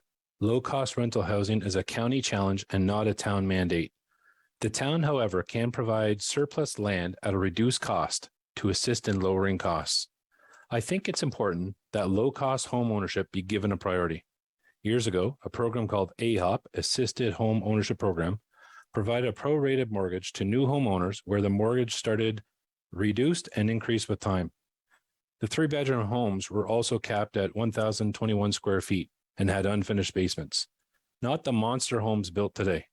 Hilltop Estates here in Penetanguishene is an example of a well-maintained development using this program. Again, that's a response from Bill Waters. Okay, thank you to Bill, and thanks for reading that, Doug. And now we'll go for Doug Rawson's, Doug Rawson's, lost my spot here. Doug Rawson, what specific steps would you take to make rental housing more affordable in the area? One concern for many while going door to door was the affordability of day-to-day living. Many residents have urged that there's no more money to give and that more must be done to keep taxes in check. Surprisingly, I heard from many that they're paying upwards of $3,000 a month in rent. We need to address the affordability of housing and living with an action. Many will speak about social programs, low-income housing, social housing, or defer to another level of government. I caution everyone that we can do more and we must do more to make affordability a priority. One direct action item we can control is property taxes. My plan, as described earlier, highlights that we will achieve budget accountability. Action number 1, we will review services that can be shared and ensure they deliver taxpayer value, like we're doing with the fire chief in Midland. Action 2, we'll hold the municipal operating budget to 1% or less in 2023 and decrease the operating budget by 0.25% each year. Operating efficiency and growth within the town can compensate for increased operating costs. We must continue investing in our transit program to make it more accessible for everyone to access work, educational opportunities, and healthcare. Transit is a benefit, but it still creates barriers, and we must do more. The whole conversation we're having is not just about housing supply, but it's about how we can make it affordable.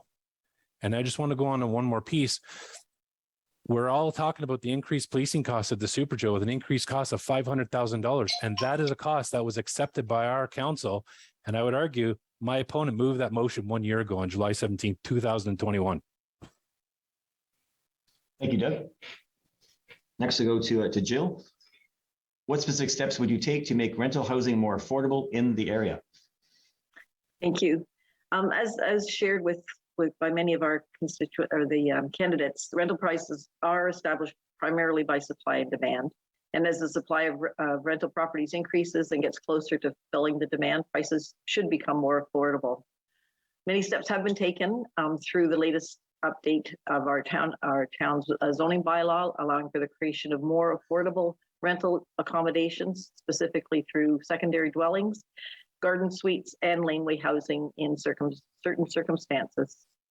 There are new policies as well for the cost and payment of building fees for rental housing that have been established, providing the developer with longer periods of time to pay the development fees, thereby opening greater opportunities for them to reduce their rental rates as they go forward. I would also like to seek to establish a task force with our other North Simcoe municipalities to address the housing crisis and tackle the issues collaboratively as a problem not only throughout not in just one municipality, but throughout the area. Thank you very much. Thank you, Jill. And now it's Brian. Last but not least, what specific steps would you take to make rental housing more affordable in the area? I think affordable housing is a bigger picture than we all realize. I think that in order for someone to be able to live in Penetanguishene, we need to look at several factors revolving around, believe it or not, economic development. We look at people needing a job. They look at having a living wage. We look at access to affordable daycare, reliable transportation, and food and shopping that is relatively close. These are all factors that run into affordable housing in order for people to be able to buy or to afford rent. All these factors revolve around attracting businesses and developers to work with the town to create these housing avenues. I also think seniors are a big role here. Seniors want to downsize, but they can't because there's nothing for them. Build housing that's appropriate for seniors to downsize from their current home. And now with the new Planning Act, there's no need for people to have bigger houses anymore. So when the seniors move out, the new changes to the Planning Act allow us, and perhaps we could repurpose some of these bigger homes to make it affordable for maybe 2 families or 3 families. Thank you. Thank you, Brian. And now we'll move on to question number 4. And we'll start with James. What specific steps would you take to protect water quality in the bay and manage waterfront development? This is a great question and an extremely important one. It is obviously very important to keep our water quality as pristine as possible. I'm going to be brutally honest and blunt. I don't really know what steps could be taken for that. Again, as a new face and a different view on things, I'm just going to be honest, and I don't know. But that is something that I definitely want to look into. Like I said, environmental issues are a huge part of what I really want to fight for and help out. As far as the waterfront development goes, I'm not sure what the zoning areas are, but we should make sure that there are zoning in place for sure to protect a lot of that waterfront. A lot of it is being bought up and developed on. So I think that it is extremely important to keep the developments a little more reduced on the waterfront side of things at this point, as most of that waterfront is being taken up. But as far as I'd love to see some bylaws in place, which again, with certain things that are going on, might be tough to enforce because there's really no one there to enforce them.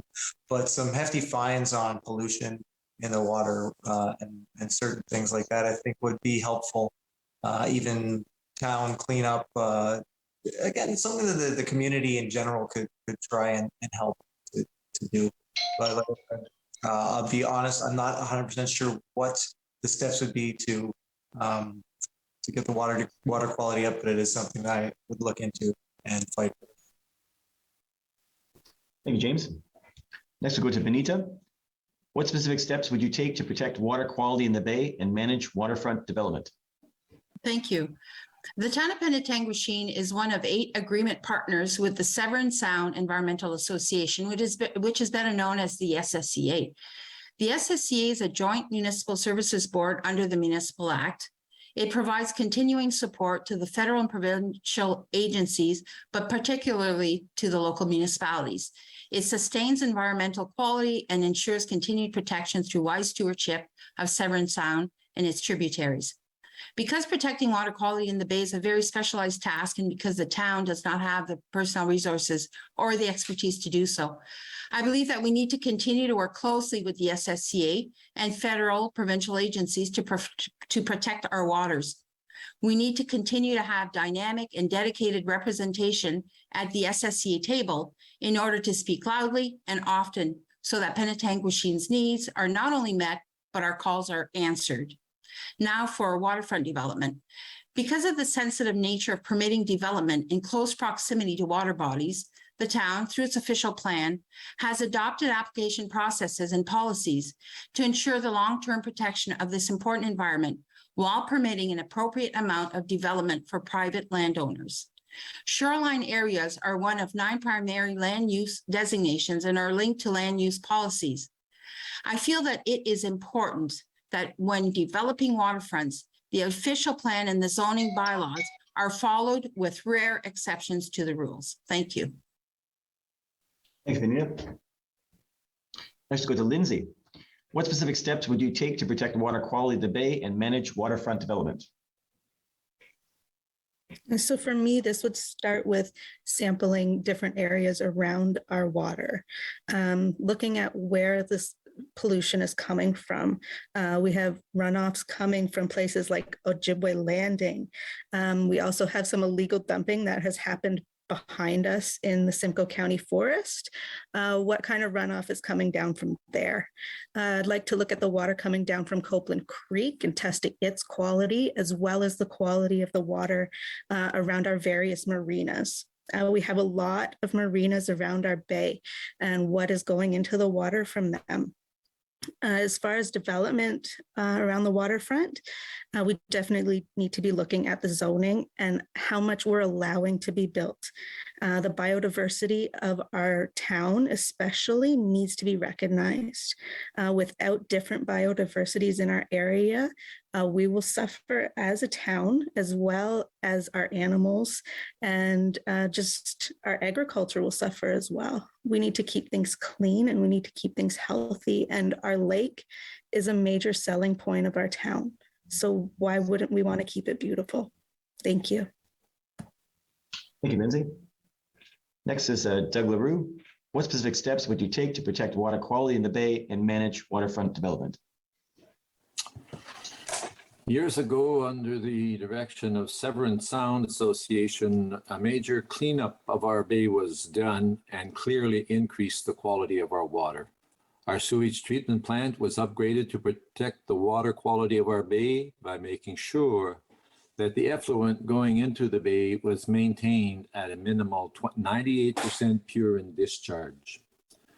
And as much as the development of waterfront property, there is very little property on our waterfront that can be developed. Thank you. Thanks, Douglas. Next, to go to Debbie. What specific steps would you take to protect water quality in the bay and manage waterfront development?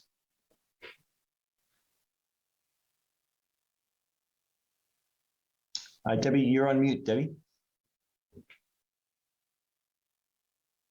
Sorry about that.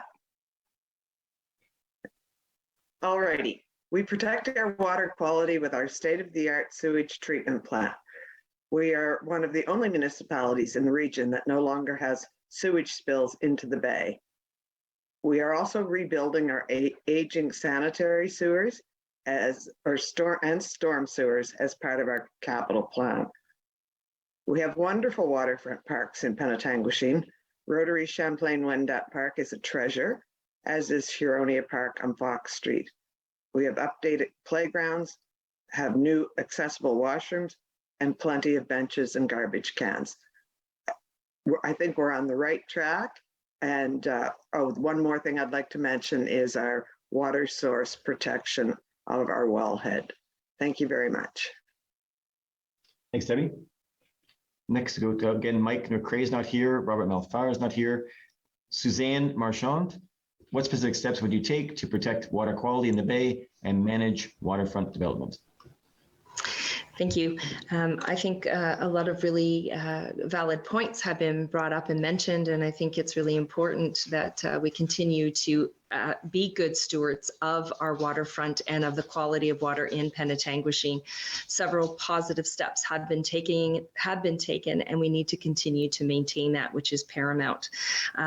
I believe first and foremost in doing our best to preserve water, the quality of water, and in being environmentally conscious and sound municipality. Penetanguishene has beautiful waters, and we want to be able to promote those and also want to be able to maintain them. We have wonderful allies in this community, and we do have wonderful partnerships with those who are who really are stewards of the water. And being a part of the SSEA is very much critical that we continue to maintain that voice. The Simcoe County Greenbelt Coalition is another great ally that has a lot of really great information and is a resource that we can rely on. I think if first and foremost, we want to ensure that we continue to maintain good quality water. From that perspective, we work with those who are the experts in that area and continue to maintain and be good stewards of the water from that perspective. As for development, there is limited availability in terms of waterfront development, and Penetanguishene has very well utilized the green space with the parks and access for those who live here and can enjoy that water. Thank you. Thanks, Suzanne. Next, we go to Mike. What specific steps would you take to protect water quality in the bay and manage waterfront development? No. Thank you. First of all, as some of the candidates said, like we belong to the SEA. That's overlooking the bay for us with the other municipalities, 8 of them. I remember when I was on council, when I first started elected back in 2000, it was a proud moment that they had delisted the Bay of Penetanguishene as one of the hot spots in Ontario. We were, and I was very proud of that. So you can see that the association is doing the job. They're doing great. The monitoring every day. And of course, with the new sewage treatment plant that we have built 5-6 years ago is working, and we're being monitored by the environment with the sewage treatment plant. And I think we keep on going and work with the marinas, make sure that a lot of these boaters don't open their trap doors halfway down the bay.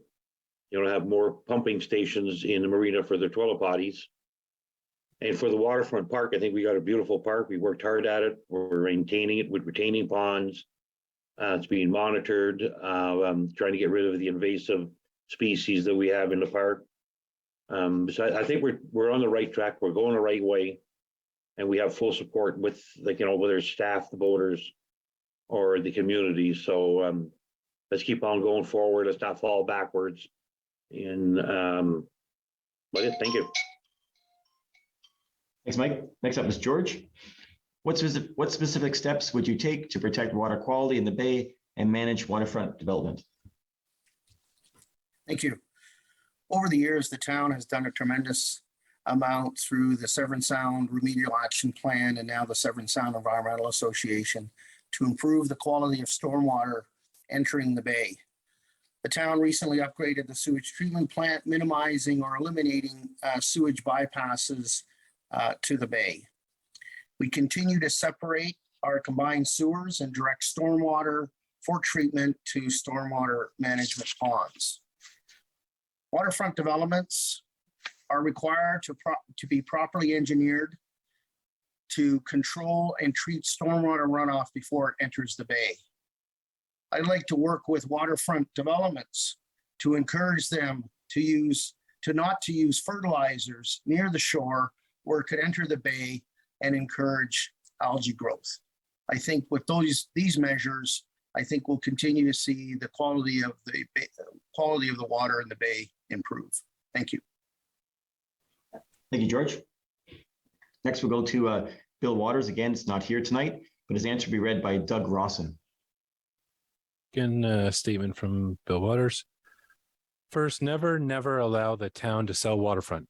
Second, although our sewage treatment plant does an excellent job of managing pH and bacteria content, little can be done to reduce soaps, Javex, chemicals, etc. from entering our bay.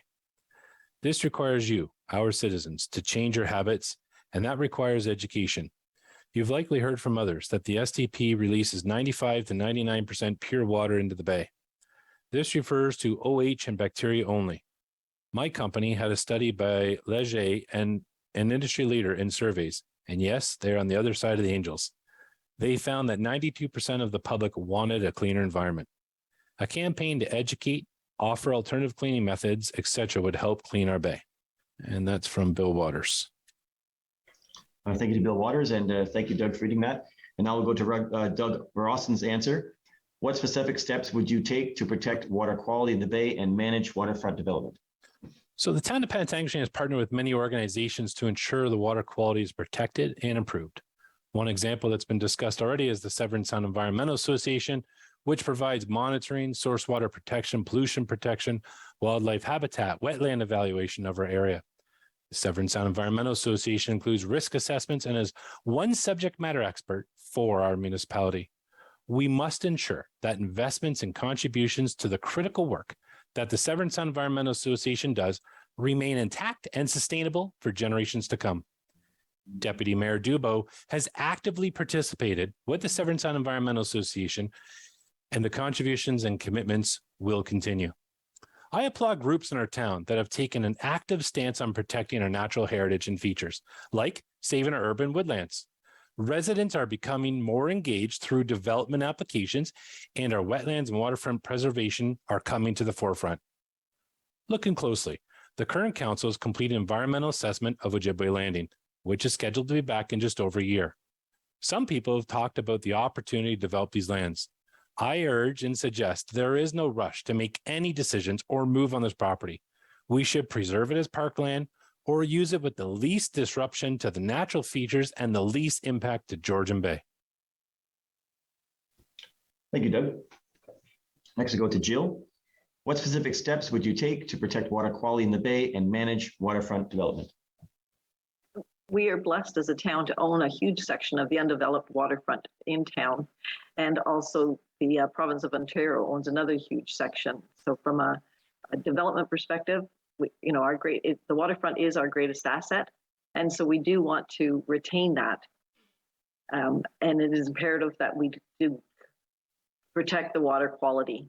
The goal is to keep the waterfront public and accessible to all of our residents.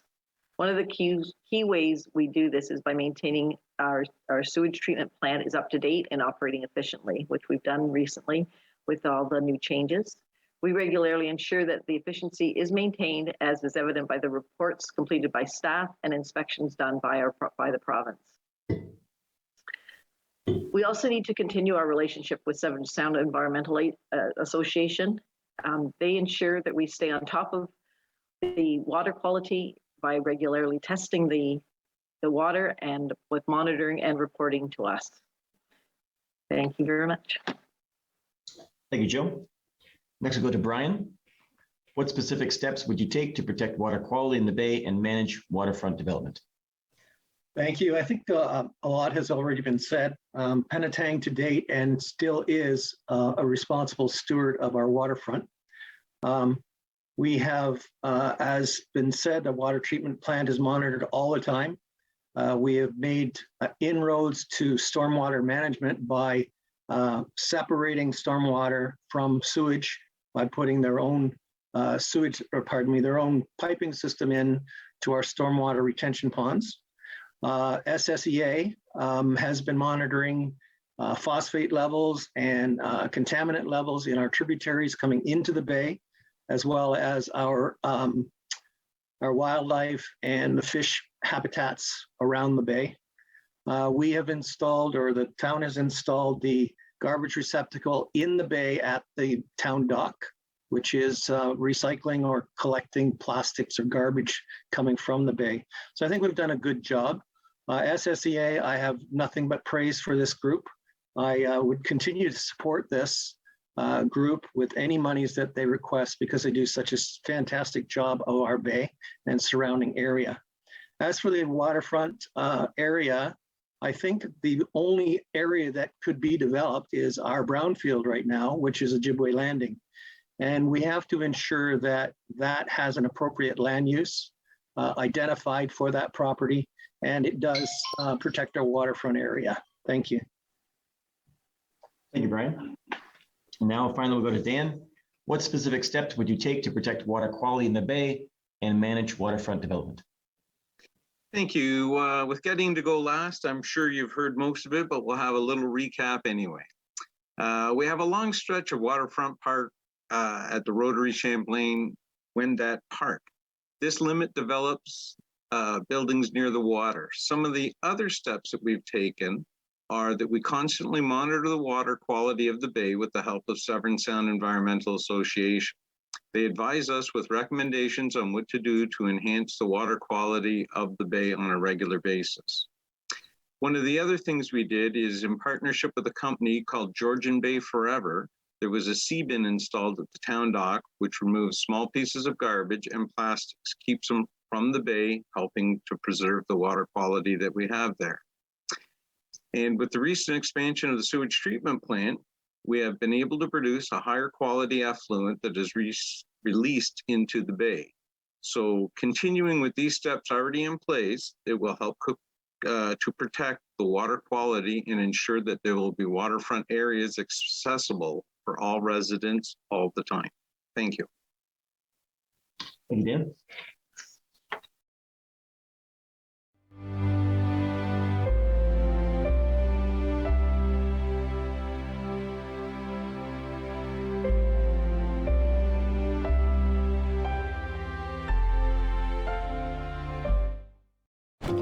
My dad was a railway porter. It was just about the only job a black man could get. But he had big plans for us. Music would be our ticket out of poverty. I knew we couldn't afford that piano, so I practiced twice as hard. Nice, Daisy. Okay, Oscar, let's hear it.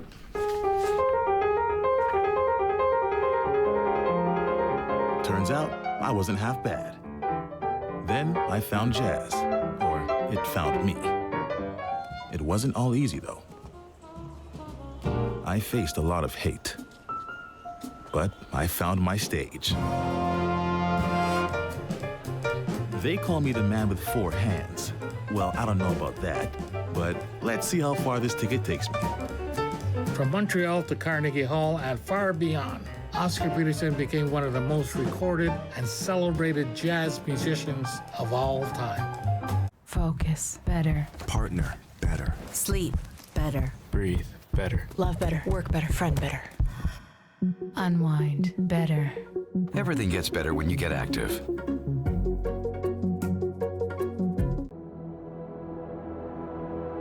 Smudging is a very important part in our life as we're all learning to walk the good way. When we smudge, we use the sacred medicine, the white sage, the sweetgrass, the tobacco, and the cedar. It cleanses negative energy and replaces it by a positive energy. When I smudge, I cleanse my end and my eagle feather and start cleansing my breath to have better words. I will smudge my eyes so I could see the better things offered to me. I will smudge my ears to hear the good thing that people have to say. I will smudge my hair to have good thinking from my head. I will bring the smudge to my feet so I could walk in respect with our Mother, the Earth. Smudging is the way we give our prayers to connect our spirit to the Creator. We express gratitude for the gift of life, the learning, and growth.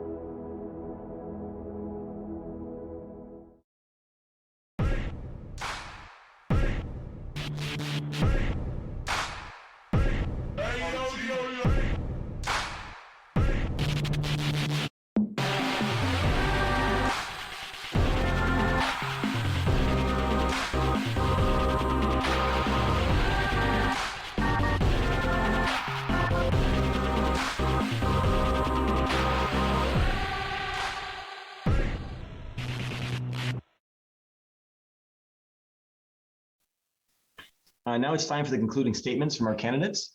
You'll each get 1 minute for this, and we'll start with Benita. Thank you. I'd like to start by thanking the Chamber for hosting us tonight, but most importantly, thank you to all of you who have given us 2 hours of your time to get informed. Well, folks, what you see is what you get. I'm a shaker and a mover, and I get things done. With big decisions ahead for all residents of the town and a strategic plan to guide us, I would be honored to be given the mandate to refresh Penetanguishene. I will work not only to revitalize our downtown core, but to invigorate our town as a whole.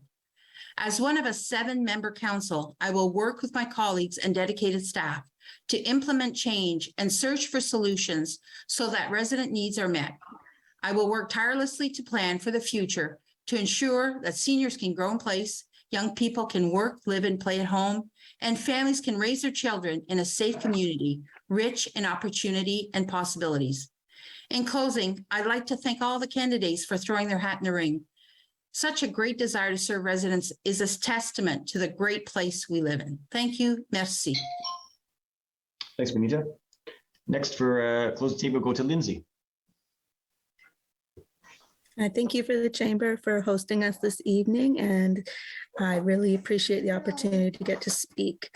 I hope to continue to be able to speak for the people in our community. I apologize for my little guy. It's bedtime. And I hope you will voice people like myself, the young families, to have somebody that they're comfortable to come and speak to about the issues they have in their town. I know sometimes our council can be intimidating, and I hope to lower that intimidation factor for people of my own age. I hope to be able to grow our town through the environment, through housing, through recreation, and our education. And thank you for taking the time to listen, and have a great evening. Great. Thanks, Lindsay. Next, we'll go to Doug Larue. Now it's time for the concluding statement. As an entrepreneur in finance and a former owner of a building construction company, my management and leadership skills are solid, enabling me to sit at the council table and deal with challenging issues for the enhancements of roads, sidewalks, sewers, water, and new developments, affordable housing. My unwavering commitment to the taxpayer is heartfelt because I love Penetanguishene. I have the time and I am available. I will continue to be accountable and bring your concerns and needs to the council table. I am bilingual and able to represent the Francophone community and participate actively in French cultural functions. Je suis bilingue et disponible aux citoyens francophones. Thank you, and I would like to take this opportunity to thank the Chamber for spearheading this debate, and I wish all candidates the best of luck. Thank you. Thank you, Douglas. Next, we'll go to Debbie for your concluding statement. Thank you very much, Peter. Many thanks to the Chamber of Commerce, the moderator, fellow candidates, and the residents who are watching and engaged in the upcoming election. Best of luck to you all. Thank you very much. Thanks, Debbie. Next, we go to Suzanne for your statement. Great. I would also like to echo a big thank you to the Chamber for hosting this event this evening. I'd also like to acknowledge the various residents that are also watching this live with us this evening. Thank you for taking the time to become informed and aware of the many candidates who are running. This is an exciting time for the town of Penetanguishene, and I'm very honored that I am a candidate in the race for a council member. My focus is on making the right decisions based on input and feedback from everyone who has decided to make Penetanguishene their homes, their communities, not just for today, but for the future. A vote for me is a vote for change. Merci à tous et à tous qui ont pris le temps pour être avec nous ce soir. Un vote pour moi, c'est un vote pour un changement dans notre communauté. Merci tellement et bonne soirée à tous. Thank you to everyone. And good luck. Thank you, Suzanne. Next, go to Mike for your closing statement. Thank you. Well, first of all, I'd like to thank the Chamber for hosting this, and thanks for all the candidates for showing up, and also the public out there listening to us. As you know, I've been on council for the last 18 years. Yes, the town has accomplished a lot, but I would like to be elected to continue trying to solve, I shouldn't say solve problems, but to look at issues that the town has, like the affordable housing, the OPP costs, and the Airbnb and the PSS. There's a lot of them coming on, and I still like to stay hands on deck with that. So I'm looking for your support and your vote. J'aimerais remercier les francophones d'être ici ce soir pour écouter des débats des personnels qu'on a. Moi, j'aimerais ça être réélu pour écouter votre voix, votre voix, puis continuer de le présenter pour la municipalité. Pour 18 ans, j'espère que j'ai aidé beaucoup de francophones et j'aimerais continuer. Thank you. Okay, merci, Mike. Okay, next we have to George for a concluding statement. Thank you, Peter. Thanks for moderating, and thanks to the Chamber for hosting this all candidates meeting. I'm proud of what the current council has been able to accomplish over the last 4 years, but there is more work to do. In my introductory comments, I talked about my priorities for this term, if elected. I look forward to working with my colleagues as we continue to take a balanced approach to the town's finances, repairing roads and sidewalks, paying down debt, and keeping tax increases as low as possible. Determine the appropriate use of the property at 51 Dunlop Street to meet the needs of the community. To develop and implement a financial plan to pay for the future arena. Bring more affordable housing to Penetanguishene in partnership with the County of Simcoe. Support Burkeville in its quest for a new school, and review the bylaw enforcement program to ensure that it meets the needs of residents. Please visit my website for more information about Council's accomplishments this term and my priorities for next term. I'm an experienced municipal leader that can effectively represent you around the council table. Please consider George Vaderbacher when you're casting your vote for Penetanguishene Councillor. Thank you for listening to our ideas and signing in this evening. Thank you. Great, thank you, George. Again, now Bill Waters not here, so his concluding statement read by Doug Rawson. So conclusion by Bill Waters, council nominee. My pre-COVID plan meetings this week have prevented me from being able to present my answers tonight. My thanks to Mr. Rawson for offering to read my replies so that my position and ideas are available for your consideration. With gratitude, Bill Waters. Great, thank you, Bill, and thank you, Doug, for reading that. And now we'll go to Doug Rawson for his final statement. So I want to thank you, Peter, and the chamber for taking the time, and for everyone for taking the time to listen to us this evening. Everyone here wants to see what's best for the town of Penetanguishene. And the challenge that our public is left with is whose vision and who can execute that vision for our future. I pledge to continue to listen far beyond Election Day. We need to ensure you are included in the decision-making process. Watch your mailbox as my second brochure is being delivered, which includes my action plan.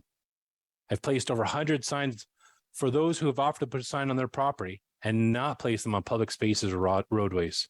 If you want a sign, please reach out to dougrawson2@gmail.com or 705-717-7244.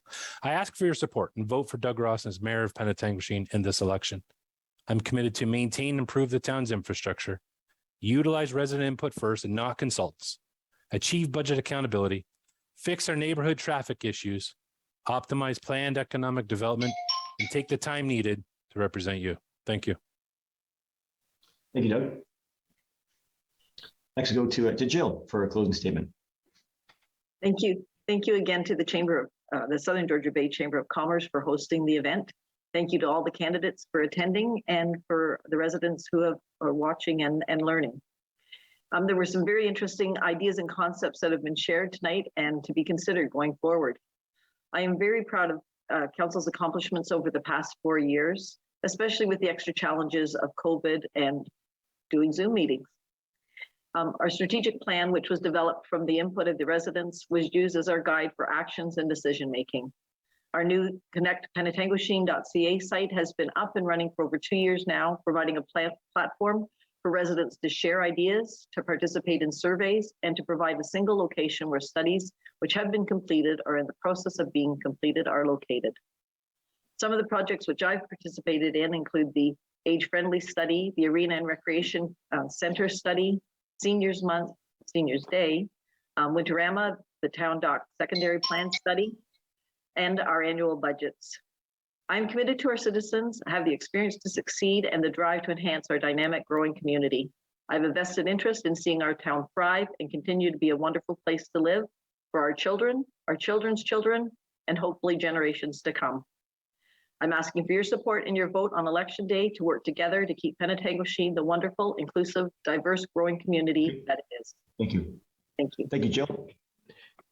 Next, we'll go to Brian. Thank you.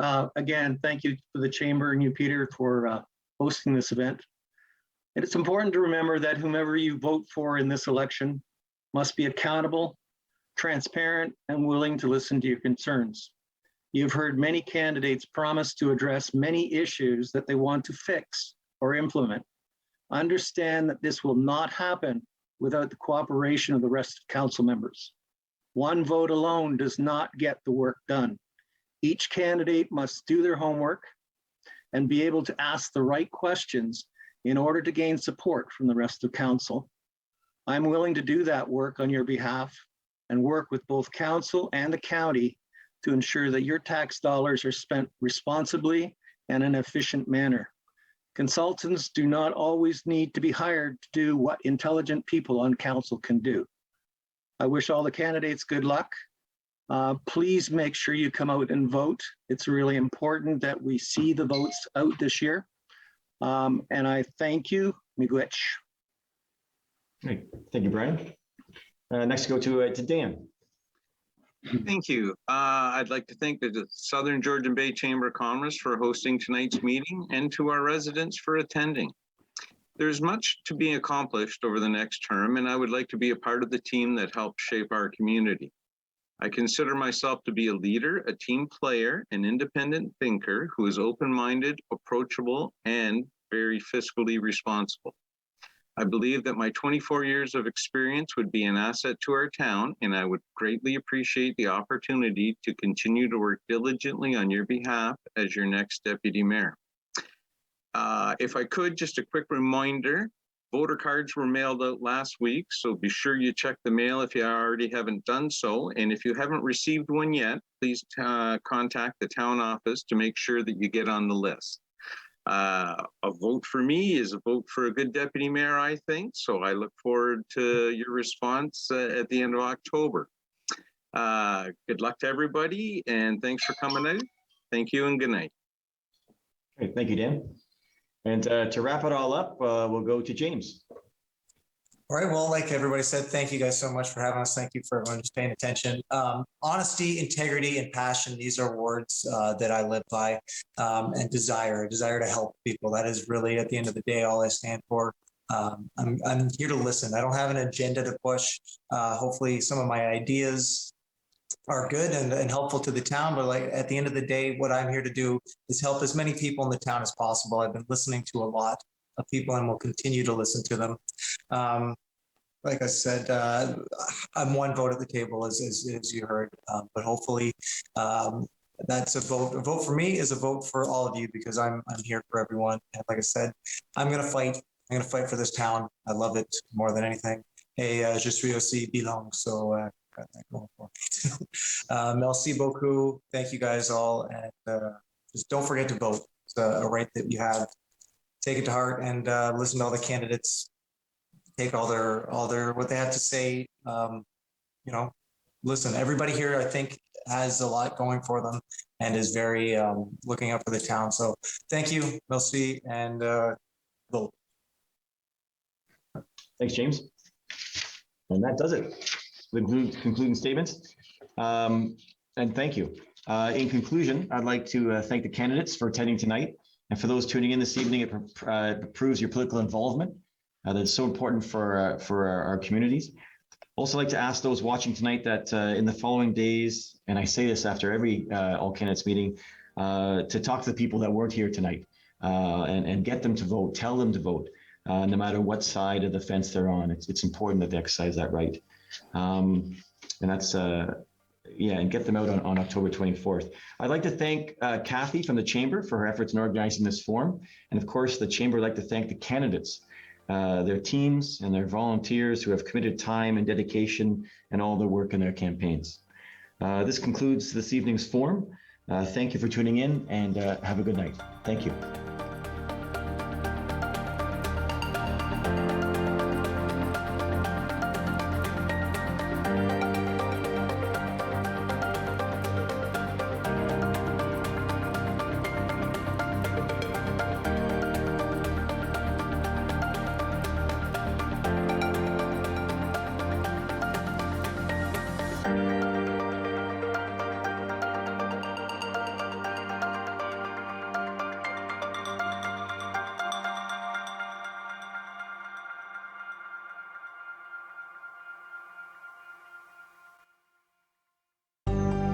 Call the Rogers TV viewer response line, email us, or connect with us on social media.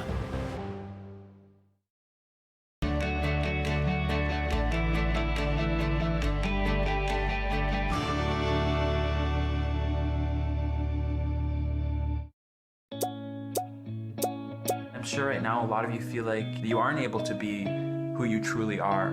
What's most important, more important than everybody else knowing who you are, is that you know who you are. As a young person, time moves slower for you. And just know that things will get better. It Gets Better Canada is a registered Canadian charity with a focus on uplifting our queer youth through the power of digital storytelling. As a Two-Spirit person, I use they, them pronouns, but that's not the case for every Two-Spirit person. There are so many voices out there that we didn't have 10 years ago, 20 years ago. No matter what your mind tells you, you really are perfect the way you are, so stop beating yourself up so much. I'm gonna be a boy in a dress, because why not? Your identity is explosive. We all have our unique journeys, but one thing that connects us all is the desire to be happy, the desire to celebrate being our authentic selves.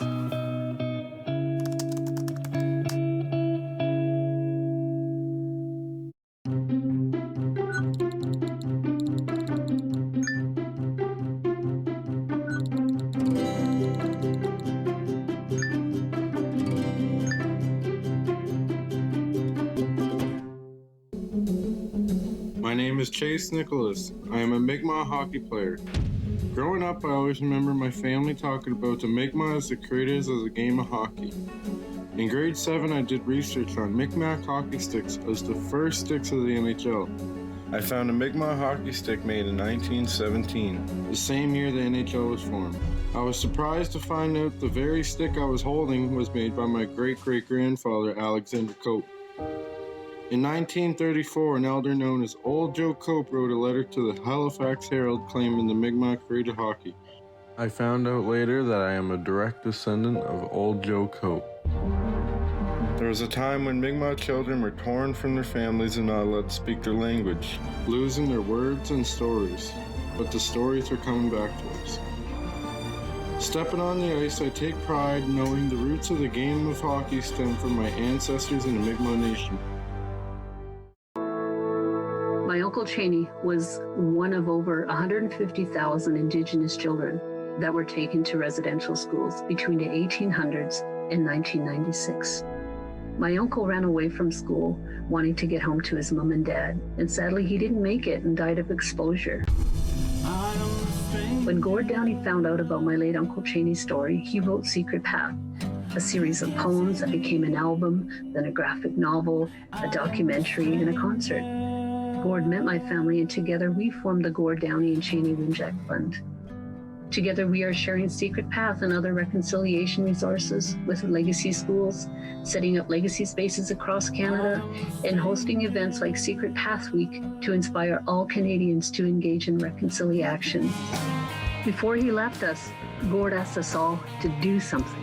You're gonna figure it out. Will you join us? Together we can make Canada a better place.